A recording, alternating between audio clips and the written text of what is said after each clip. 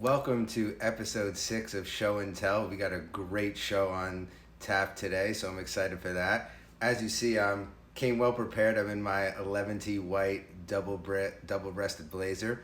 It's a knit, so it really adds for some added flexibility. It's extremely comfortable. It's a 6-to-2 button ratio. I like to button mine 6x1, which basically means you just button the lowest button. It gives it a little bit more of an elongated silhouette. So since I'm sitting down, I'm going to unbutton it. But that is normally what I would do. Next, I wanted to show everybody some really nice double monk strap shoes. These are from Bruno Magli. A dark pair of double monk strap shoes really are very versatile. It could be dressed down with a sweater, dressed up with a suit. The cap toe, as you see, adds just a really nice touch of elegance to the silhouette. So I'm a big fan of that as well. Next, I'm going to show an incredible travel case for cigars. It's by Puro Prestige. You might have seen this on my Instagram already. As you see on the inside flap, I have coasters so you could enjoy a drink while you're having your cigar. And let's check out the inside. So obviously incredible construction. You'll see right up top over here, it holds a gold-plated cigar rest, which is incredible, so you don't need to get your cigar dirty when you're smoking. And then these two flaps right here has a cigar cutter and my torch lighter, so you're always fully prepared. As you can see, there's plenty of slits and flaps for credit cards, business cards, or whatever have you. I keep a Swiss Army knife in here that actually has a wine opener, so you're ready for any occasion. And the best part, check out what's under here. So as you can see, I got some really incredible Davidoff cigars inside. But this obviously, door that moves up and down keeps your cigars always secure. So that is extremely special.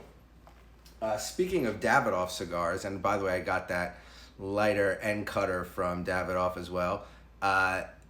Davidoff is amazing. I actually I'm going to give you a quick little review. I smoked a late hour from their Winston Churchill collection.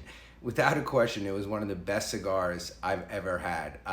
As far as flavor, it had this like dark coffee flavor with a little bit of spice, which made it interesting.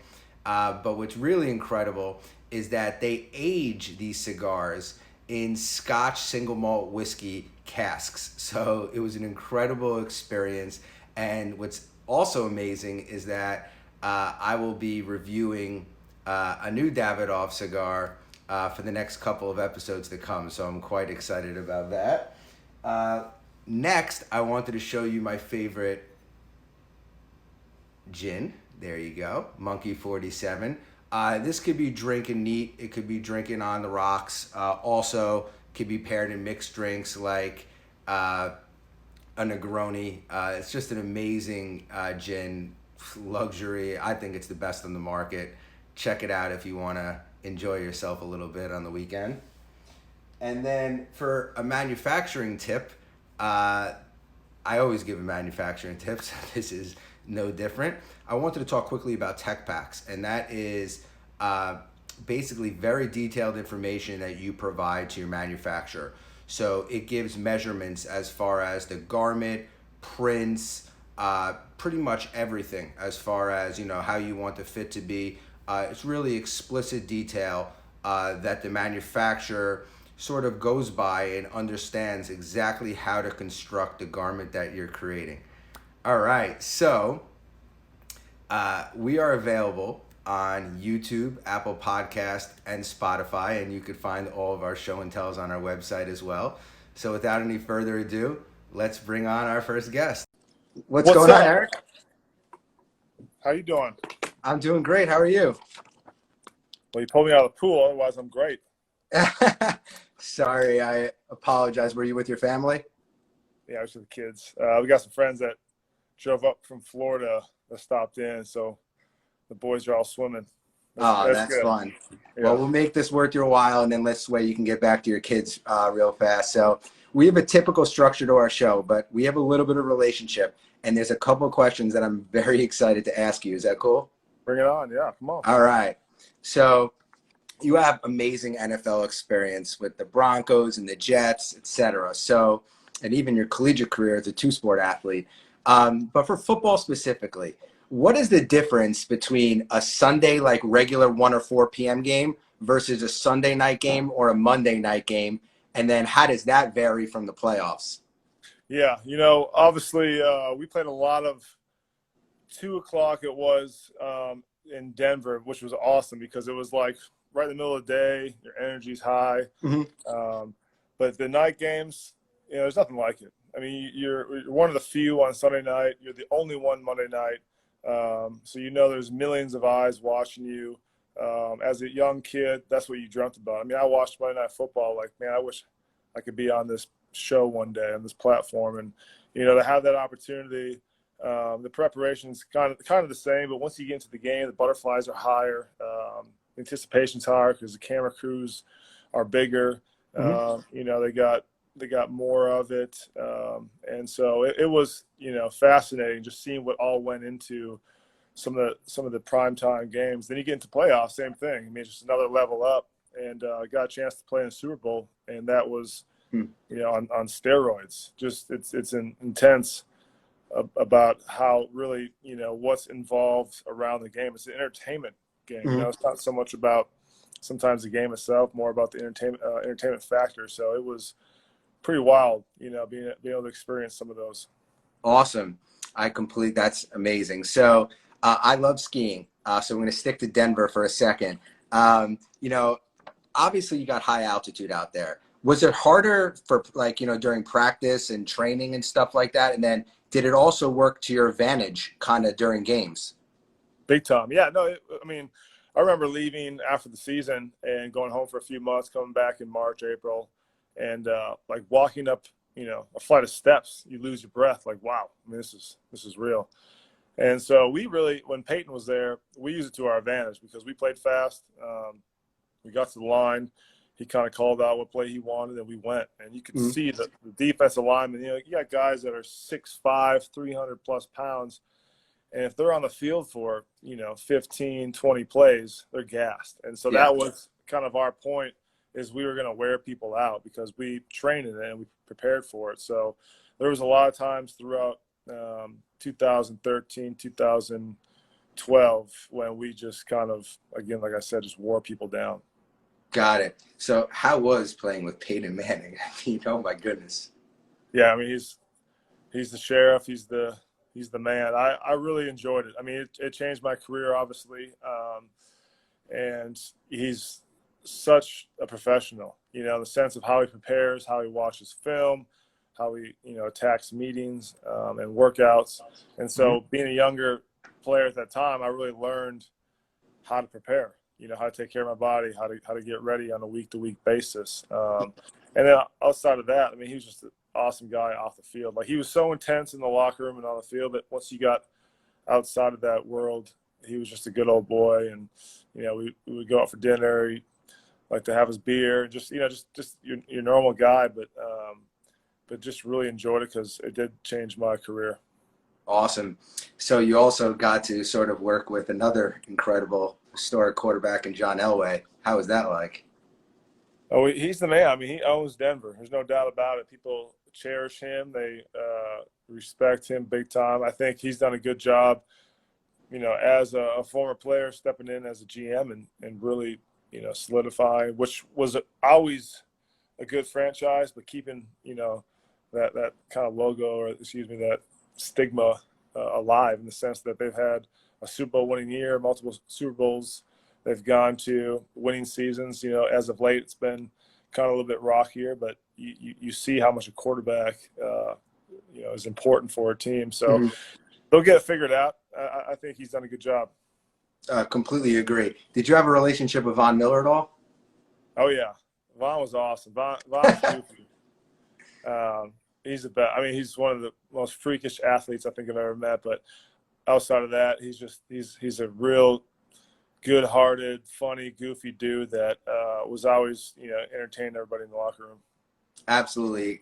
We'll talk about this in a minute, but the NFL shoot that I styled you, I actually styled Von right after that. So that was pretty. Oh, did you? Yeah, and what a personality. He was dancing he really all is. the time. Great guy. So now that we, I guess, touched on Denver a little bit, I'm a New Yorker, so we're going to touch on that. Did you have a favorite spot in New York City while you're here? Obviously, I people couldn't tell come. you're New Yorker. Couldn't tell with your accent. Yeah, Favorite spot? Yep. Yeah, God, now it's drawing me a blank. It's the Italian restaurant right by the park, just south of the park. What was it called? Oh, it's gonna kill me. I forgot what it's called. But there's so many good restaurants in that city. I think that was the biggest thing was, going to a Knicks game or a Rangers game and then grabbing dinner afterwards. I mean, there's so many selections. And then just, from the plays to the different entertainment spots. I mean, I love New York. I really do. And my wife and I always laugh that, like, one day when these kids get a little bit older, we want to get a place up in New York to kind of have our little getaway because we enjoy it. So people are trying to guess that restaurant in the comments. Was it Quality Meat, Quality Italian? There we go. Thank you. Want to hear something random? Eric, you're not going to believe this. My brother is the chef at Quality Meats, not Italian. You're talking about Italian. Both are fabulous. So we got to have my little brother cook for you for sure. That's awesome, man. Cool. Yeah. So I'm sure you can guess. I'm itching this question. What's your favorite Jets memory? Favorite Jets memory? Yeah. I mean, I think it's pretty easy. I think it was, the game-winning touchdown versus the Patriots. That was by far one of the cooler moments, I think, of my career for sure. There's no better place, honestly, to play than New York if you're winning. I mean, the city's just electric. I've had a couple rough seasons up there. We had one good year where I felt like we got screwed. Obviously, we had control of our own destiny. We lost to Buffalo in the last game, but we had a great season that year, and it was so much fun. Brandon Marshall, Ryan Fitzpatrick, Mango, all those guys on offense. That was probably one of the most fun years I've had, just in the sense of going to work on a day-to-day basis. It was such a fun, great group to work with. Yeah, it seemed like a complete brotherhood for sure. Yeah. So you walked my runway show, which was amazing. Thank you so much for doing that. And then I got to style you for the NFL apparel campaign. Something I didn't get to ask you was when you got the pictures back, did your wife swoon over the photos a little bit? Was she hyped on them? She did, man. I think she actually printed a few off. I wish I could find them. But she was like, this is definitely one of the best shoots you've ever done in your life, as far as the style, the shots, everything. I mean, it was pretty cool. I think, like I said, we still got some photos, and we had a good time doing it too. I'll admit that. It was fun. It was a fun shoot, fun day. Thank you. I agree completely. So while we're on the topic of your wife for a quick second, what was the best thing about doing a reality show with your wife? And then what was kind of it was a little difficult? Well, I'd say the most difficult was just the sense of the unknown at the beginning. You had kind of people come into your life, and you just had to get comfortable with them, and we had some people early on that we weren't really agreeing with, and my wife was kind of the bulldog in that situation. It was like, all right, we're not doing it. Get them out. So we got the right people in. The camera guys, they're still like brothers to me. We still talk. That's great. We still are trying to put some ideas together on different shows and concepts and stuff. So I actually really enjoyed it. I think the best thing about it was it's kind of showed us from a different light, that we allow people in. And it was some control in the sense there was boundaries, and they respected that. And so really we just showed our lives and the journey to getting married, the journey to having a kid. It's very cool things that I feel that we'll now have for the rest of our life and we'll cherish. And hopefully we get to be inspiration in a sense to some people that, it's out there, and you work hard for, your dreams, and you just do everything you can to make things happen. So we both went to Big Ten schools. I went to IU. You went to Minnesota. I'm sorry. Yeah. So this is a random question, but Brock Lesnar obviously was an NCAA champion in Minnesota. Did you ever get to meet him? Yeah, I met him. He used to come back to campus when I was still there, and would wrestle with the guys, train with them. And talk about a big boy. That dude was huge. He was actually a big teddy bear, though. He's just a really good guy. I think I met him a handful of times. because when I was playing baseball, baseball and wrestlers shared the same locker room. So I got to be around a lot of those guys, and for how hardcore they are, they're some pretty solid dudes. That's awesome. So being at Minnesota, being a two-sport athlete, baseball and football, that's a crazy time commitment. How did you juggle both? It was hard. It was. I mean, I didn't play baseball until my sophomore year. I just played my sophomore, junior year. But it was – That's half your collegiate career. I mean, that's – I mean, you're right. You're right. It was – I mean, talk about, balancing act. It was all that. I remember we used to play in a bowl game, New Year's Eve. So I'd have basically 2 weeks after football season to kind of like recoup, recover, and then right into baseball. And then baseball, we'd always go, 1 year we made it to regionals, and that was like maybe mid-June, end of June maybe. And then I took a week off, and I was right into football. So, juggling just that time, not really having the ability to like get away and just kind of reboot the mind and the soul and just physically, and also the schoolwork. I mean, I actually graduated in 3.5 years and then started my master's program as well. So kind of fit it all in while still having fun though. I mean, I did definitely have fun, but it was a challenge. I think I burnt myself out kind of right there the last year, just because, I never really had time to get away from it all. So speaking of that, we all know you're a family man and a great one at that. So if your son wanted to play football or even baseball, would you push them to do it, or would you have a little reservation? Yeah, I'll support him in whatever he wants to do. There's a lot of talk about CTE, and I think sports in general, there's the ability to get hurt, and I'm not going to pull him from football or say he can't do it. I'm not going to push it on him either, but I'm going to kind of let him experience all different sports, see what he enjoys, whether it's a sports or not. I mean, it might be something else, but I think football and sports in general have taught me so much about teamwork, hard work, dedication, sacrifice, all the things that give you success in life, and really the brotherhood that comes with it too. I mean, those locker rooms, Mm-hmm. There's nothing like it. I always talk with my friends, like if the world could experience that environment, I mean, we wouldn't have issues we have nowadays, because like everyone comes from different walks of life, and we all say we're here for one common goal. We love each other, and let's go to work. And that's I think that's what's important about life as well.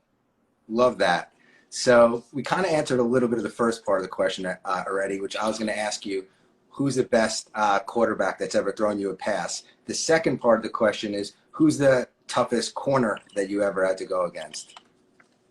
Well, yeah, I mean, obviously Peyton Manning is the best quarterback that I've ever played with, and I think that is one of the best to go down in history. Sure. No doubt about it. It's funny though, I will say that Kyle Orton, I played with him in Denver, threw the best football as far as spiral, the velocity, everything about it. I always said like he threw the best ball. Was it he had zip or touch? It's like he had a little bit of touch in the sense that, I mean, it was a perfect spiral too. Like Peyton, was the best at anticipating, but it never usually was a spiral. It always had a little wobble to it. But Kyle Orton always had nice turnover. I mean, it obviously makes it a little bit easier to catch when it's spinning like that.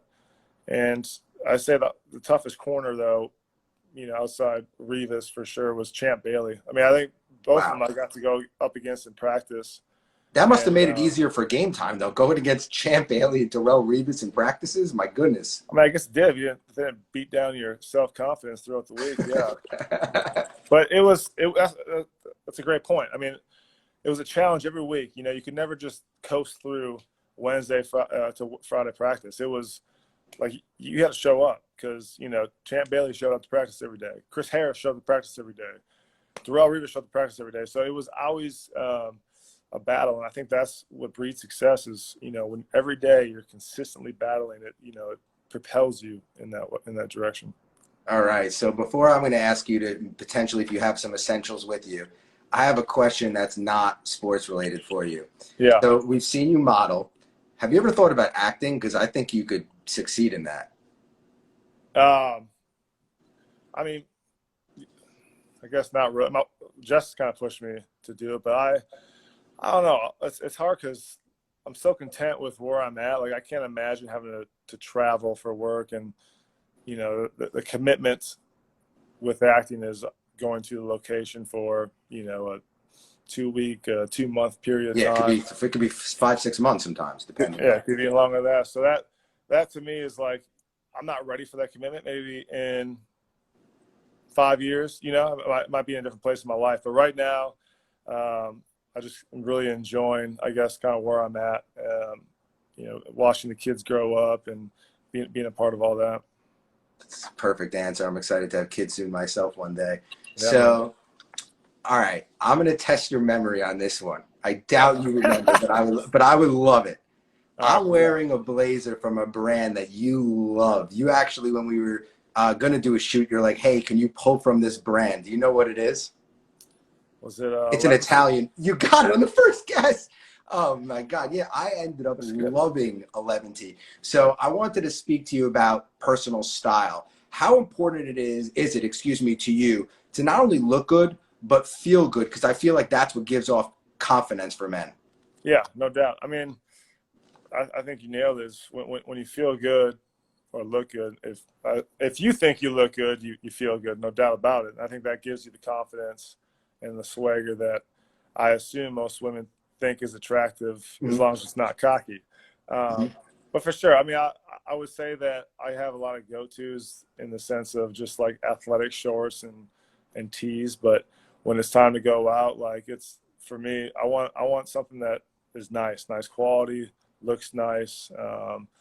And, I think I've kind of adapted that as well as I've gotten older, more mature, and really kind of being in New York too and seeing different styles and sophisticated styles. So that's kind of helped me branch out in what I wear.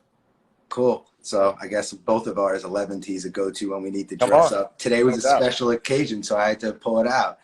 So do you have any essentials you want to either show on camera or even talk about verbally that mean something to you? Yeah, of course. This is a little big right here. We just got this printed off. Oh, where did you guys shoot that? Down in Florida. We're on the beach. But what a shot. Yeah, I just got that for Father's Day. But that's, I think in essence, it's really just the family shot. I mean, that's what life's all about. And completely. We got 3 young kids. And I mean, just full of energy and drive me nuts half the time. But it's like, there's nothing better, man, than being a dad and having the ability to influence these kids to be wholesome people and make the world a better place. I mean, in unconditional love, I mean, you'll find out, when you have a baby, it's amazing stuff. Do the kids get along? Yeah. Depending on the day. we got a 6-year-old daughter, Vivienne. Yep. Almost 5-year-old boy, Eric, and then a 2-year-old Forrest. And the 2 oldest, they're like best friends, but they can butt heads too. Whether it's over, what toy or what activity to do, or just whatever the case may be. Someone was mean, it's always something, but I'm sure everyone deals with that. They look like great kids from what I see, so you're doing a great job. Yeah. Do you have any other essential, or is that it? Yeah, I do. Let's see it. This was it looks pretty worked in. Yeah, I think it might have got, like, we moved so much, who knows what happened to it. But this was my draft night hat. So no way! That is the coolest thing I think anyone has showed on Show and Tell so far. Yeah, my aunt bought all 32 team hats and brought them to my house. And I mean, it's a crazy story. So I had an injury, really had no idea where I was going to land in the draft, but knew what teams were interested in just throughout the evening. So I was in the 3rd round, so it was the 2nd day, and it just kept going. And like every team I thought was interested got a different receiver. And then I was like, oh man, this isn't my day. I got 100+ people over my house. Yeah, I'm gonna be upset and kind of embarrassed. And got the phone call really late in the night from Denver, and I mean, that hat stuck with me because it changed my life. Amazing. So with draft night and all that goes along with that, little did you probably realize you were going to end up becoming a superstar and ending in the lap of Peyton Manning to throw you passes. That's not such a bad end result, that's for sure. Amen to that, man. Yes, completely. So I wanted to talk to you quickly about playoffs and the Yeah. adversity that you need to go through and the pressure and how that helps just anyone in life. Can you touch on that real quick? Yeah, I think, not only playoffs, you look at every scenario. I mean, football, just like every other sport, is a performance based, and really a lot of jobs, in the corporate world, the same way. It's the pressure of performing on a day to day basis, trying to keep your job. It's not so much what you've done for us; it's what can you Do do for us lately. today? Hmm. Yeah, lately, right? And playoffs is just magnifying glass is that much bigger. More eyes are on you. Each moment obviously seems bigger. But as you kind of unravel everything, it's all about the process still. That's what I always try to tell people. Like, you can put so much pressure on yourself, like, I have to do this in this moment, when if you just consistently, perform and prepare, like, those moments don't seem as big because you're ready for them, whether it's simply as a certain route or facing a certain coverage or a certain person. Like, if you prepared enough for it, you're ready for it. And that's Hmm. like anything in life. And so I think that's what I've always tried to preach, just try to be consistent in the sense of my performance, my attitude, how I show up every day, whether it's day one of training camp or it's, the Super Bowl. It's all in essence the same thing. It's just how much pressure are you going to make that moment? Because it's the same moment, just perform in it. Okay. So here's like a three-part question. Do you consider yourself a watch guy, a cigar guy, or a Ooh. car guy? Ooh. Or you could put a combination of there. I would say all three. You know what? I'm a frugal guy, so cars are out of the picture. I love a good cigar. Good Okay. cigar, a little glass of scotch, Me too. or a bourbon. I would say, what was the first watch guy? I do love a good watch. I don't have a lot of accessories. I don't really, I got no tattoos. I really don't wear. I have a hard time trying to get a tattoo as a ring because I can't wear rings. I never wear watches, chains, nothing. I have a hard time having stuff on my skin. But a good watch is nice, but I would say I'm a cigar guy out of those three. Okay, me too. So I wanted to ask you, what's your favorite brand? You know what? My brother-in-law, I wrote it down too just last week, is huge in cigars, and he's been teaching me the way. I'm just like, I'll smoke them. That's how I kind of am. So I need to get better at, I guess, the names. To be honest with you, what's your go-to so I can write it down? No problem. So I love Davidoff. If you want a real luxury cigar, I mean, it's made in the Dominican, but just I've never had a bad draw once in my entire life with Davidoff. Spell And it for me. You spell it? David, like David, and then David. off, OFF, one Oh, word. okay. All right, cool. Yeah, and they do All right. amazing blends. I'm talking about where they take the cigar, they break it down into different quadrants. So let's say it's three different quadrants, and within those quadrants, you get a different flavor and taste. It's just, I mean, if you want to I'm enjoy sold. it, yeah, if you want to enjoy a cigar, maybe one day when you're in New York, we'll go to the Let's do it. Davidoff store together because they have a great cigar lounge and we can enjoy it. That'd be fun. I love it. Look at Awesome. you, man. Are you a Yeah. spokesperson for him or what? What'd you say? You need to get. I said, are you a spokesperson? You need to get an endorsement. There you go. No, I Nice. actually am just very passionate about cigars. I mean, of course, I like even Cubans as well. But for whatever reason, no matter what cigar I get, I always just love Davidoff. There's no Yeah. question. And then when I want a Cuban that is like that can be delivered to my doorstep, meaning I don't need to travel and sneak it home, there is a website called Monfortuna.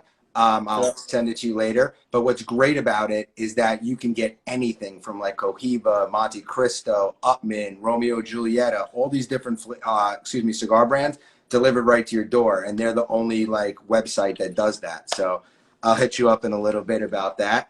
Send me that information. That's dope. Yeah, for sure. So um, actually, before I go, what's your whiskey of choice? Well, I've been getting into bourbons. Blanton's kind of always my go-to bourbon. Are you saying scotches? You know what? Both. God, put me on the spot. I mean, I just drink it. I just say, give me good stuff, and they hand it to me. Another thing so make this long story short. When I was in New York, we had a Christmas party, and they had a bunch of scotches there. I never really drank scotch. I was a beer guy and like a mixed, whiskey and Coke type of guy at that point in my life. And I finally had, good scotch that was just on a rock. And I was like, wow, I mean, this is how I should really be drinking. It's smooth. It's not, drinking too much. But anyways, Callan's is always a go-to. I mean, obviously it's, your typical answers. I'm trying to think of some other. I was in Ireland last year, and we drank some good stuff. I can't think of the name, but I'll send it to you. Off live if I remember. Awesome. So this is interesting. You've accomplished so much. What is your dream collaboration in or out of your field of work? So it could be a football position. It could be something completely different like finance. Collab. I mean, I feel like as more time away from football, I feel like I can feel my creative space in my head opening up. I mean, I was, in sports, it's such a routine, structured lifestyle that a lot of things were handled for you as well. You didn't really have to think as much. Mm-hmm. Obviously, you get creative in the sense of running routes and how to, set certain guys up. But in terms of just overall perception, being with Jess, helping Jess with her clothing line Kittenish, it's made me think more about fashion or more about just art. And I've been doing some spec builds with a friend, and even just finishes in houses, the way floor plans are laid out. All those things have become very interesting to me. So, I mean, I don't know if I could say this is what my collab would be, but it would be in the field of, being creative with real estate, being creative with maybe some type of fashion line. I think that's kind of what I'm learning is one of my passions for sure. So do you have any retirement food indulgence? And then the second part it's going to be talking about that I know you still stay in shape, but do you have anything that's an indulgence that you kind of dabble with a little bit more now than usual? Cookie dough. Cookie dough. We have this company in town in Nashville here that makes ridiculous cookie dough, and I try to tell myself I'm not having any treats in the house because I have that problem that if it's in the house, I'm eating it. If it's not, I don't necessarily have to go and get it. But if it's there, I'm going to eat it. So just went and ordered cookie dough, no bake cookie it's called. And we had 7 or 8 pints. And they're I don't know how many calories, but I couldn't stop myself. I was doing it for months. I'm just all right, I got to quit this. I got to somehow find some balance in it. And so I've definitely, donuts are my other weakness. So going and getting some donuts with the kids on the weekend is always, go to. But yeah, you can use them as the excuse now. All right, you guys want it?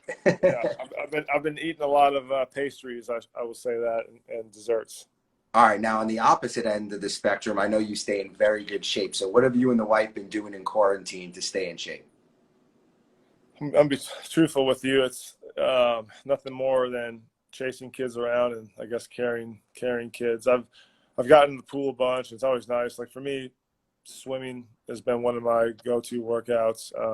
I need to get back into the gym and start doing stuff, but I feel my own version of yoga and swimming has been kind of the go-to outside of biking with the kids or running around doing activities. That's been the only way I've really stayed in shape. So thank you, Laura, for genetics so far. Yeah, that's funny.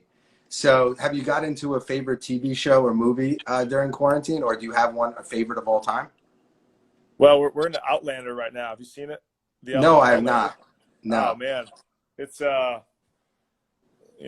it's just maybe rated R, but it's almost soft pornish right away, but the war aspects in it are so awesome. I mean, I've learned so much about history and, I guess really the Highlander culture, Outlander cultures. The Highlanders are called the Highlanders. But that's been kind of our go-to show. We're on season 5 or 6 right now, whatever the last season is.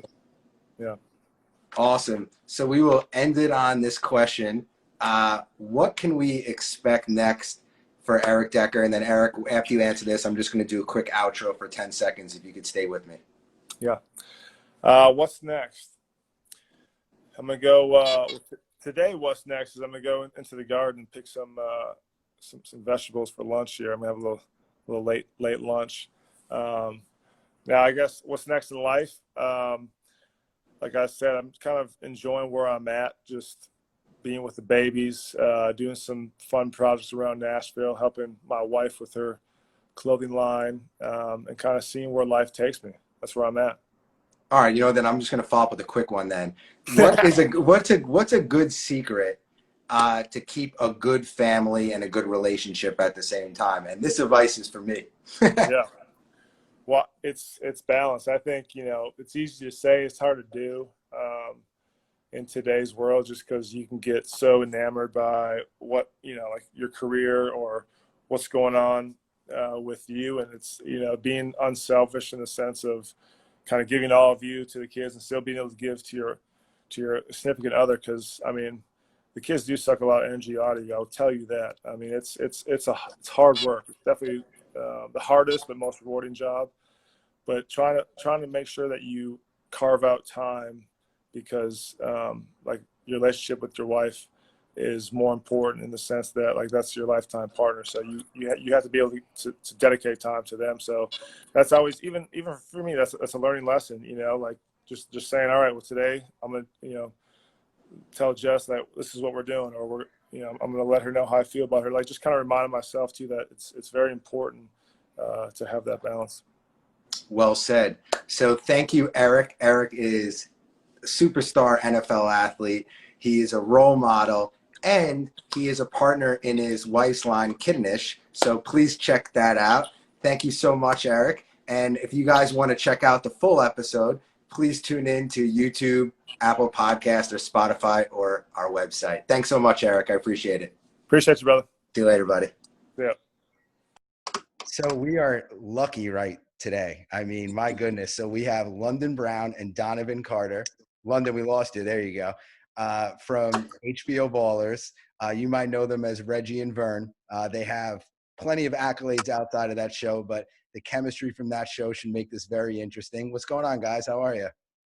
Man, as far as me, everything is everything. I'm just, laying low like everybody is during this whole quarantine situation, but I'm not in the freak out like a lot of my friends are like in panic claustrophobic mode, but I'm cool, man. I'm chilling. I like being home anyway, so mine's a couple restaurants and the gym, stuff like that.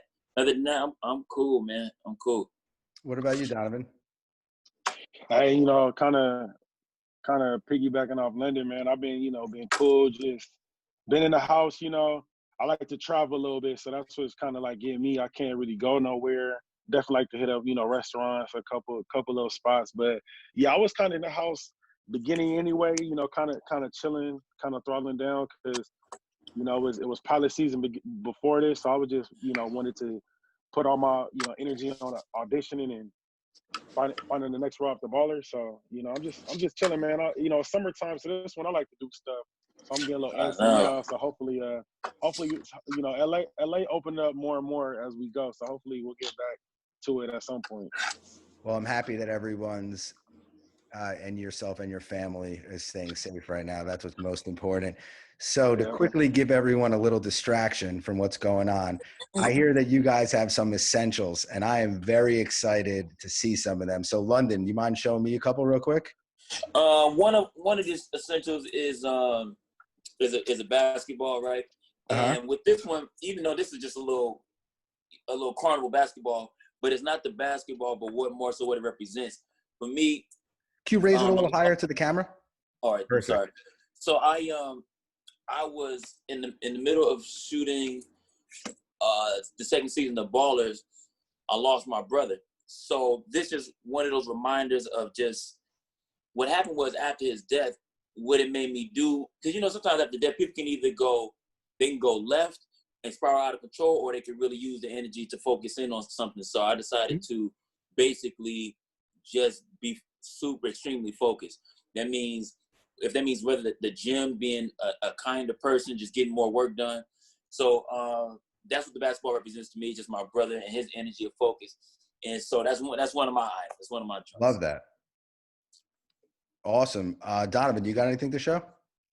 Oh yeah, man. I got my PlayStation controller right now because man, you know, we did a lot of esports stuff in the season last year, which has kind of been giving me opportunities to like with gaming because I've been a gamer, you know, since I was a kid. So I just think right now in this quarantine, this is what I've been spending a lot of time just gaming. I love music, so you know, I love watching movies. I love entertainment. So you know, I'm on my PlayStation just all the time with, you know, YouTube, Netflix, you know, playing Call of Duty. So it's just one thing I've been on in a lot recently. All right, Sure. so I got 2 questions for you based off of that. All right, one is what game are you playing, or what games?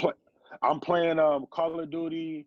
I'm playing 2K, Madden, MLB The Show. Mostly Call of Duty though. A lot of Call of Duty.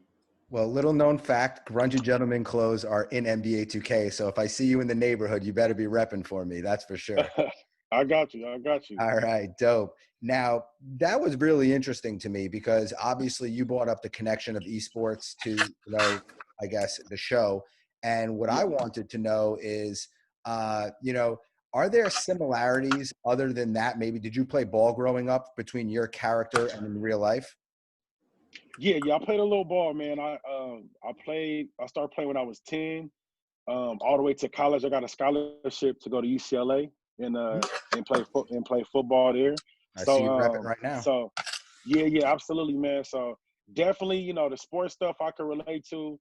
Could definitely relate to like having, you know, somebody like Lyndon or, you know, Reggie in the show, in my life, because, you know, you got friends, you got brothers that you meet along your journey. Some don't get to make it as far as you do, you know, athletically, but they still kind of with you on your journey.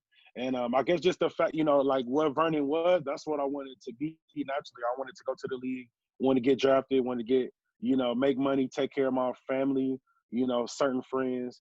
And it was definitely something that I wanted to do. And I think as time went on and as the writers got to know me and London and all the other cast, I think they kind of, you know, they kind of integrated some of the stuff that they knew about us in the show as well. Right. Even absolutely. like London say everything is everything. Shoot, they named the episode after that. You know, which Yeah. That's something you say in real life. Yeah, I say just one of those things I say when people ask how I'm doing. So, or even here, it's tatted. People can see it's tatted here, but yeah. So I think that was season 1, episode 7. And then they were cool enough to incorporate some of that even in the dialogue. So yeah, I forgot about that. But I think that, speaking of that, I think I didn't realize that, but I think that's exactly what they did, which was they started incorporating pieces of us, you know, as far as in the dialogue and into the character. So that was dope. Awesome. That is unbelievable. So do you guys have anything more, or should we move on to the question and answers? I could do just in general. I probably would say there's I don't have the photo, but it's on my page. I probably repost it. But there's a photo that represents a whole lot of different stuff, which is it's a photo of Donovan and I at the audition for Ballers. And oh my God, I got to see this. Where is it? Yeah, I'll try to find it in the middle of this, but that photo for me is one that I'm probably going to have framed at some point because it was and it was shot by the creator of the show. And he took that. I'm like, who took the picture? Yeah, I think Lev took that. Okay. Lev Stevenson, I think his name is. And so what's dope about that photo is just that it just shows like a period in time before we had full access to everything, before the well, let's be real here. Before, when you're walking on the streets, people are screaming, "Where's Vern? You know, Reggie's there. Where's right. You know, vice versa."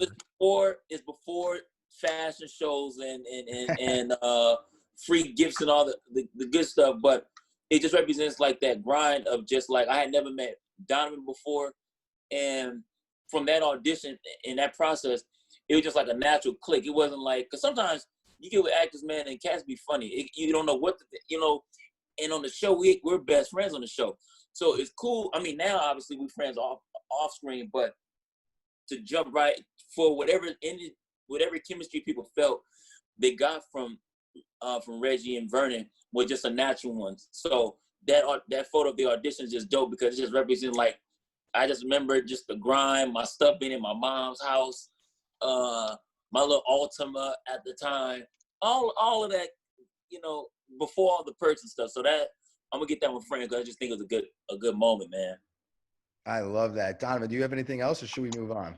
Oh yeah, man. I got my Bible, man, because you know, I'm a Christian, like I'm a believer. So, you know, like I take this with me when I'm on the road or, you know, I read it every day, you know, at least a verse or two. So I mean, you know, I'm always posting stuff on my story just to kind of just spread the word, especially during this time of Corona. Yep. A lot of stuff happening, a lot of things. So I just try to do my best as a follower in Christ, man, just giving light to the world because, you know, so much darkness. So just try to spread some uplift to people.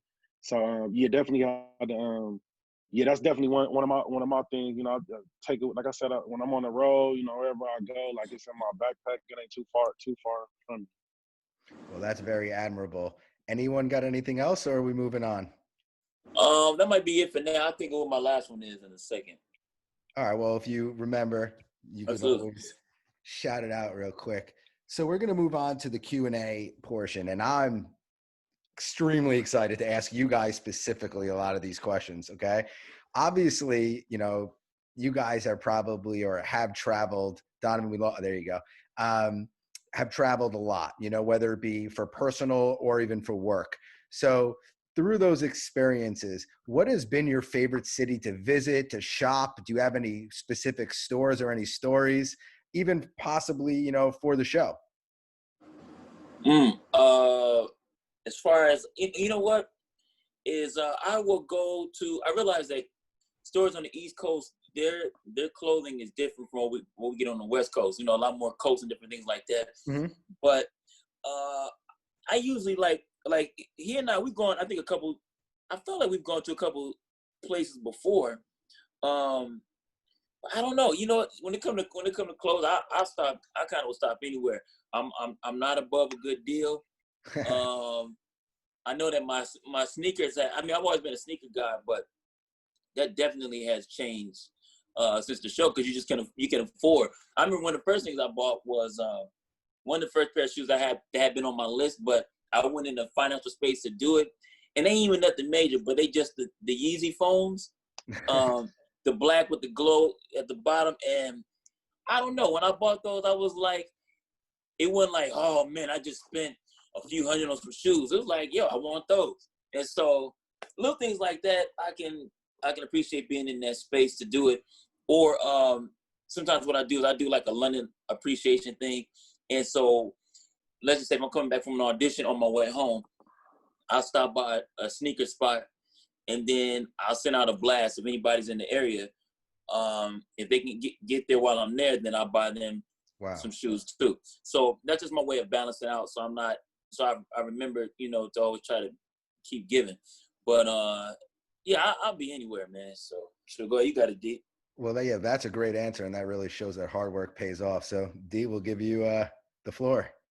I mean, yeah, I mean, I'm kind of like London. I mean, I'm, you know, anywhere can get some of this money. You know, it just depends on, you know, where it's at.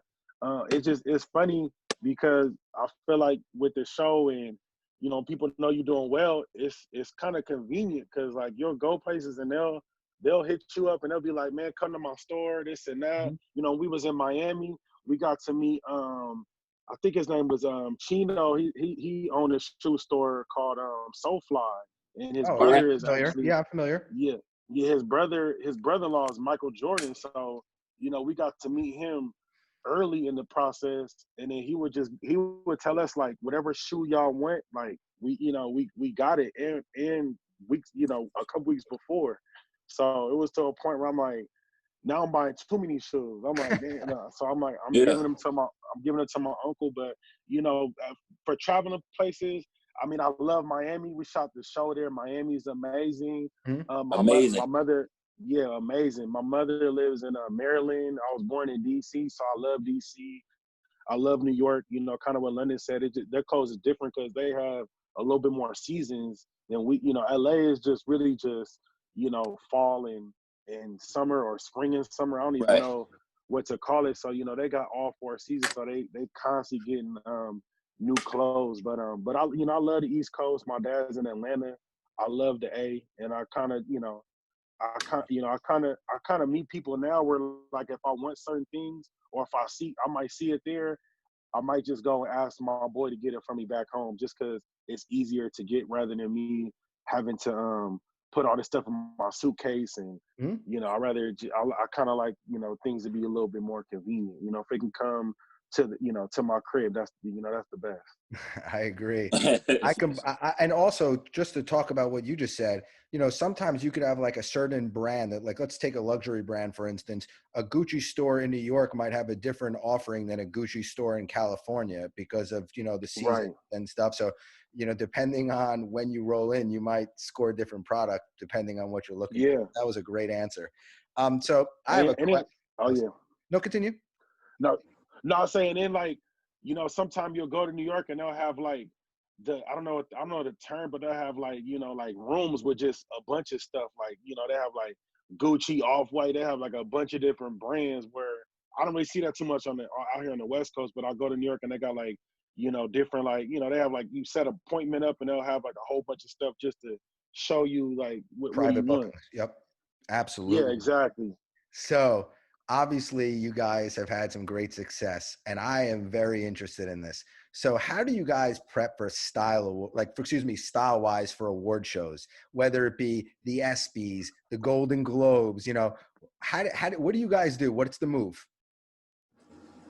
For me, I'll give you, this is one that people may not know, but so what I've done, I do me and Donovan, we get invited to go to the Emmys, the HBO Emmys event, the after event. And so what I've done sometimes, I go to downtown here in Los Angeles, buy a dirt cheap suit, right? Well, I mean, not dirt cheap, but cheap. I get a cheap suit, and what the twist is though is I make sure that they're always very tailored. So when I make sure that I choose them, because I style myself for these events. So when I make sure I pick out the right color first, and then I will go and I buy my mom a dress that's gonna complement what I got going on. And then, like I said, once I got the right color and I get it tailored, and I throw the shoes with it, and I'm on the carpet next to people with $1,000 suits on. But and honestly, I've seen a couple suits and a couple pieces that I put together personally. I've seen them on celebrities, but I know we didn't pay the same price, but I got on the same thing. So that's why sometimes it don't always necessarily be about the money, but how it's put together. So that's one of the things that that's one of my little hacks that I do. Don't get me wrong, I would like for somebody to come to the crib, tailor, and there are a couple. I still need a couple tweed suits. There are a couple things that I need, but for the meantime, if I can pull this off with a cheap suit, you know what I mean, then I can handle that for right now. But as work increases, then you're gonna see some red bottoms a couple times. I don't know. Well, a good tailor can definitely turn the tide. That's for sure. Absolutely. So Donovan, so what about you? I mean, I try to incorporate stuff that I have, because I feel like I love clothes, and I have a problem with shopping. So I always I buy a bunch of stuff, don't wear it. So I'm like, man, let me try to get some stuff I actually have and incorporate that. And then, cool. Thankfully with the show and its success, we have certain people that contact us, hit us up. So I try to utilize, my relationships. We had a great stylist on the show with Tiff the stylist. And sometime I'll reach out to her. I'll reach out to friends hey, I got this event. Can you help me, pick something out? And, thank God with technology, FaceTime, I show them what I got, and they'll be like, do this, do that. But then I always put my, my wrinkle, my identity in it, as much as I can. And I'm a bigger dude, So, you know, I try to go downtown sometimes and some of that stuff don't fit right. So I right. got a, I got a couple suits made, but like, you know, Lennon said, you know, like, you know, even my dad, he wore a lot of suits. So he always said, you know, you should have a couple nice suits, but then you can mix in a couple of them suits downtown because don't nobody know. And if somebody is bold enough to ask you, let me see your tag, then you know You don't want to be Right. that person yeah, anyway. that's a whole different situation. Yeah, so I think I you know. will say. Okay, I'm sorry. Go ahead. Oh no, I was just gonna say like I think it's not even about the brand; it's just about your attitude and how you wear it. Because there's some people that wear some nice stuff and Right. they don't rock it right. They don't look, you know, they don't even Like a look fool. right, and they doing too much. Yep. I completely agree. And mixing and matching suiting, you know, is unbelievable. You could look totally different whether you're wearing a t-shirt or a shirt and tie. You could wear it so many different ways. You could even wear it as separates. You know, you could wear just your Right. trousers with the button down or whatever, and vice versa. You could wear a jacket without those slacks. So, without the suit pants. So, I Absolutely. completely agree with you. So, I have a quick follow-up to both of what you guys just said. So was there ever a favorite outfit that you guys had on Ballers, and did you get to take it home?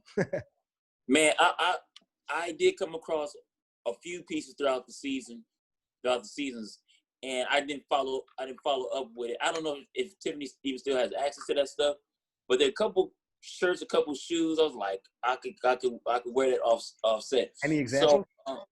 say it again. Any examples? Man, it was a couple. Like for example, I had out in the last season, I had a pair of Fair Guys, and I was just like, I want those. I mean, I didn't follow up on that. So it was a couple things, or a term that we use. Oh, Sorry about that. no worries. I don't know if you guys. Sorry about that. I don't know if you guys use this in on your side of the things, but in like in acting and theater, we call it when things like fall off the truck. And so it was a couple things I wish would have fell off the truck / I would have kept my hands on. But those some of the pair of shoes, and just some of the shirts. I mean, it's because Tiffany would do a great job at like basically building us a closet. And when she builds us this collection of stuff, then it's already there on set. So it's just a matter of whatever they bring to the room. But what I was doing, because I'm very into what I wear as London. So what I would have them do is I would have them bring more than one look for me so that I can still have a say on which look I'm going to go for that particular day as we shot. So they were really cool and open like that. But yeah, I would say the shoes, and I mean the work. Man, I could be all day with this. They had a lot of nice pieces that I got to probably follow through and see what's up. What about you, Donovan? Oh man, I would say yeah, the shoe game, like Tiff would Yeah. go crazy with the shoes, and like I mean, you know, HBO there really was no budget. You know, she kind of could do whatever she wanted to do, and I think she kind of also incorporated. She also kind of knew us personally, so a lot of the stuff that she had, Uh-oh. I had, you know, the similar brand, but I mean, it was a couple things. You know, I kept a couple belts. I ain't gonna lie. Like I know. Lennon said he didn't keep nothing, but a couple joints. I'm like, man, I'm just gonna. I ain't gonna give it back. You know, at least like every season, I try to keep at least one thing, like a jacket, a belt, you know, something. But this last season, I don't know. I didn't keep nothing because I'm just like. I wish I would have kept. I had on some off-white Jordans, the one that says no photos in the back. I think they were black and yellow. I wish I would have kept them joints because yeah, they was crazy. And there was a couple times I would see London in shoes. Like I think London, you had them top threes on the Jordans. I know. With the you know, with the red toe and the blue toe. Like I went and bought those like 3 days later. I said I have to get those. Right. I did. You know what I did? Not to cut you off, but in season 4, I forgot what you call them. What you call them? The ones with it got the blue. They got the blue toe and the red toe.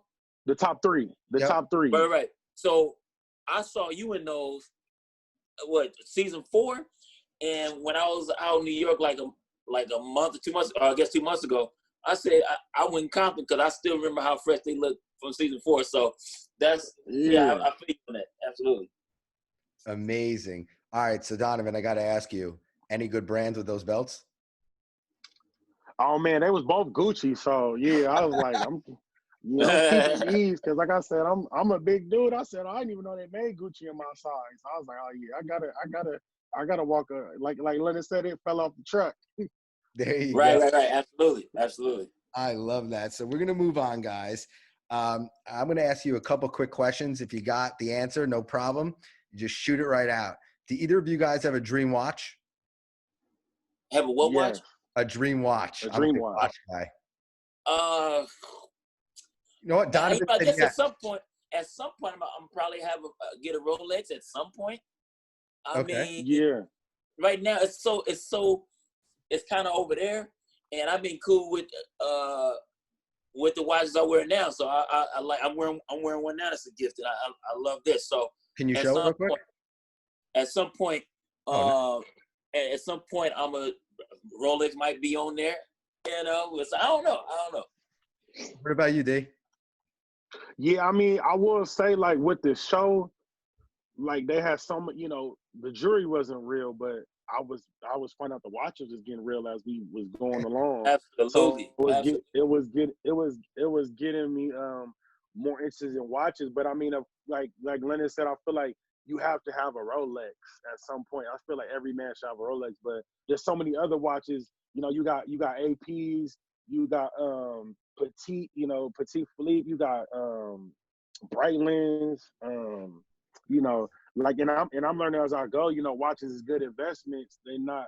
It's something that you get it. You can also, if you want to sell it or do something else, usually you either get the money you got or it'll be more money as time goes along. Absolutely. So My advice to that is don't put diamonds on your watch, actually. yeah, don't put anything on it. Yeah. Yep. And if you buy vintage, especially, the price will definitely appreciate and you will do well. I personally have a Rolex right now. I'm a big Nice. guy. My favorite three brands are Rolex, Patek, and Cartier. Those are my three go-tos for sure. Dig that. Anyways, so now we're going to keep with the dream theme. All right. Do we have a dream car? Man, I have seen. I have thought about a couple. All blacked out. I still like the wagon trucks. I think the BMW joints.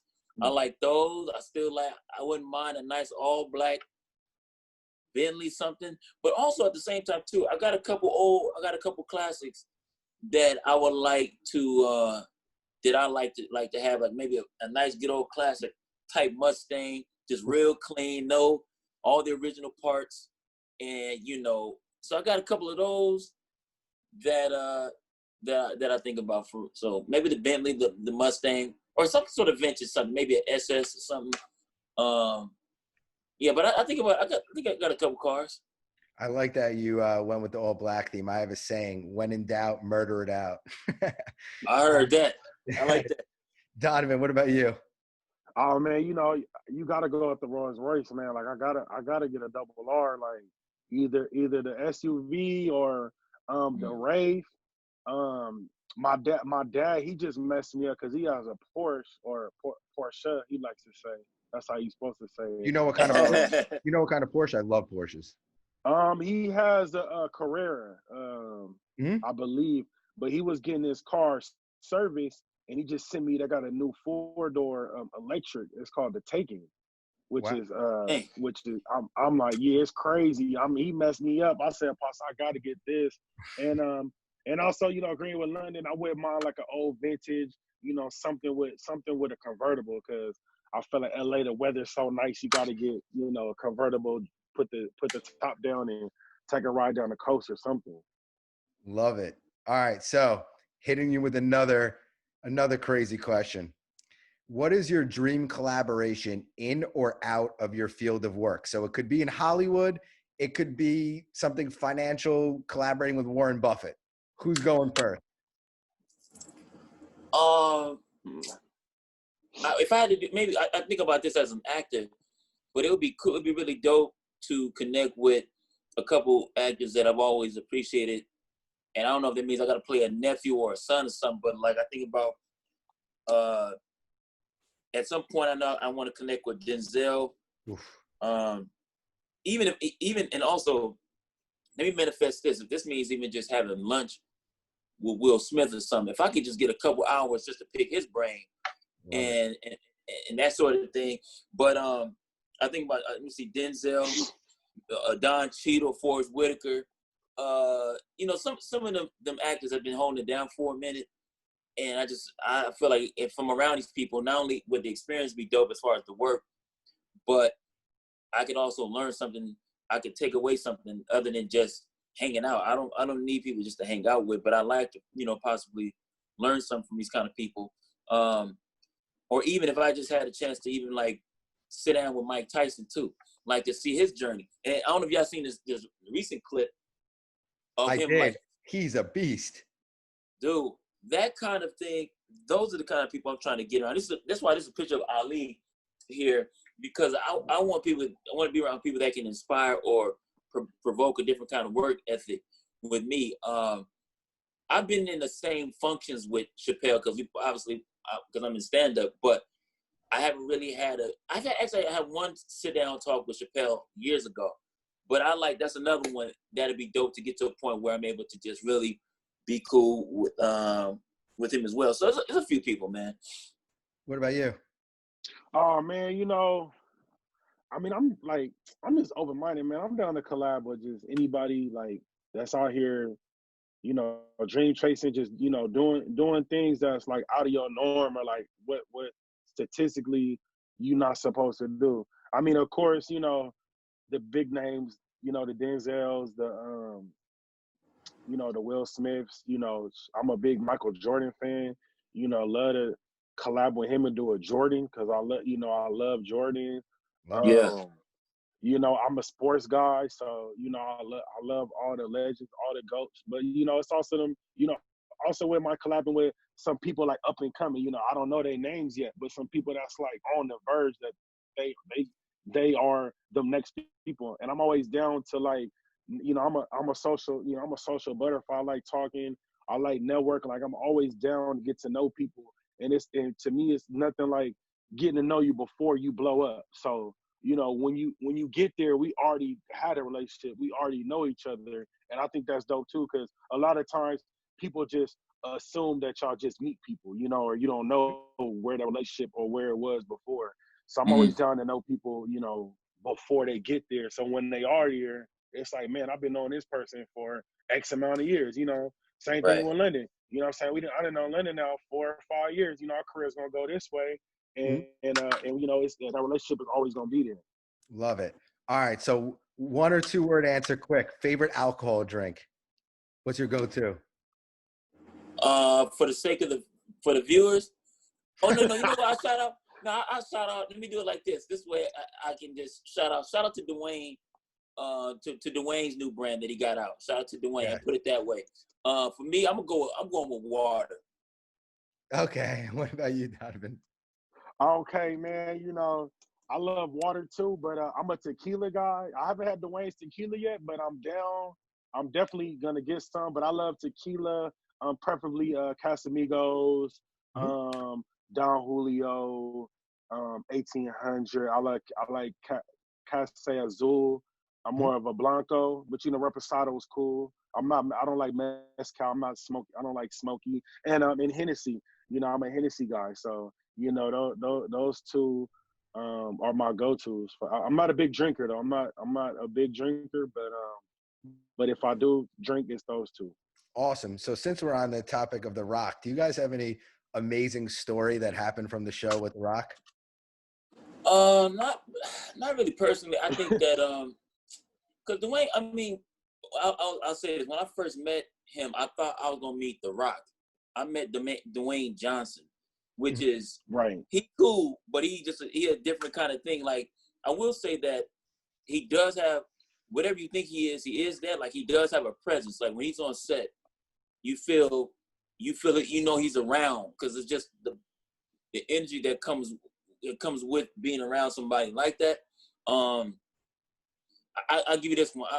I don't really know, but I just say like we've always been the couple times that we would meet or talking between scenes. I will say that he was always really, really cool. I remember when I lost my brother, like he sent over some flowers and stuff like that.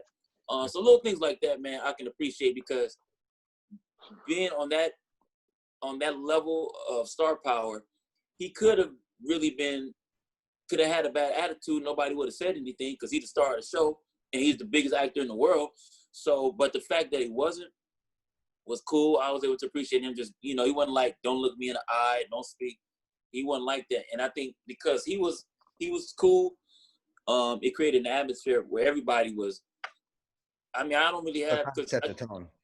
I don't really have any of those kind of stories of like people acting funny on set. Like we had a cool cast. Like everybody was just cool.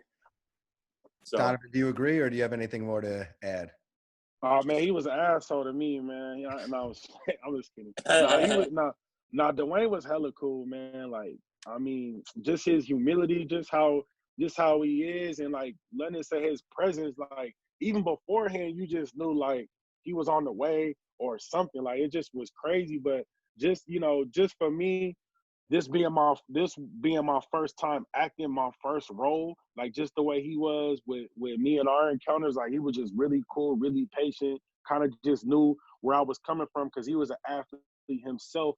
Yep. So just him just being real cool and just, I think for me, I learned a lot more just being around him, just watching him, just see how he handled himself because he could have been this prima donna, this big time guy, like doing all this stuff and just like act like an asshole or who hired this person. He wasn't that at all. It kind of surprised me just with him how out the loop he is with stuff though, because like I feel like he just I was thinking he's on top of things, but he just he just in his own little bubble, and I'm pretty sure he's happy he has 2 like young kids now because they're gonna keep him up on the times because he just.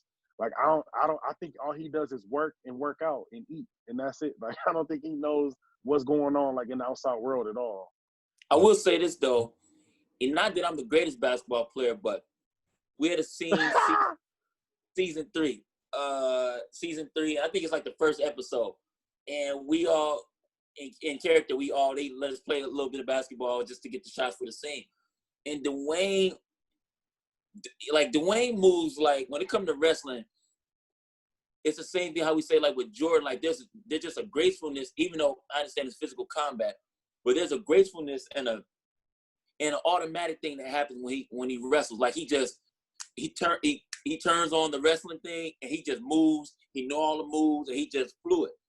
Basketball, he's so strong. Like it was a few takes where the ball would like go in the next yard. Like you can just tell like he's never probably touched the basketball, never. Yeah. He's just so strong that basketball was like, it was like M&M's or something in his hands. Like it just didn't fit. It didn't even work like that. Pause. But like but other than that, man, like you say, he was a super cool dude. And I sometimes kind of felt that too. Like maybe a little, like you gotta imagine Dwayne's world is probably a whole other like. When's the last time you probably went to a public airport or? Like this Dwayne Johnson, like basketball game, dude. His whole crew, like there's somebody to handle that stuff. Like they bring it. Anytime you want something to drink, something to eat, like it's healthy and it's there. So when you got a team like that, of course you're gonna stay jacked. You're gonna be ripped. Everything you need is like right there. I'm not saying he didn't work for it, but I'm saying where he is now, that's a whole other level. I can't even really. I'm sure I don't quite understand all of that. So some of that detachment that I felt he would have, I'd be like, oh, that's why, because he don't do regular stuff, so I get it. I love it. So quickly, he was terrible in basketball though. I'll pick up on London. Like it was one time London passed him the ball and he ducked. Like and then the whole scene, like he didn't shoot the ball not one time. Like I'm not no basketball player, but if you get a basketball in your hand, you gonna put up a couple shots. Like he didn't shoot the ball not one time. His shoes was tied too tight. I was like, oh yeah, this guy does not hoop at all. All right. Last question, quick. Do you think we'll eventually get an HBO Ballers movie? Man, that would be great. I think they need that just to bring resolution to just close it out. I think the movie how they did with Entourage, I think that'd be dope. Awesome. All right, guys. Thank you so much. I appreciate your time, and you're the best. I can't wait to cut this up and post it. Thank you, man. I Thanks, appreciate man. you. Peace. Thanks, Donovan, for checking, bro. Of course. Man, love, man. Appreciate y'all.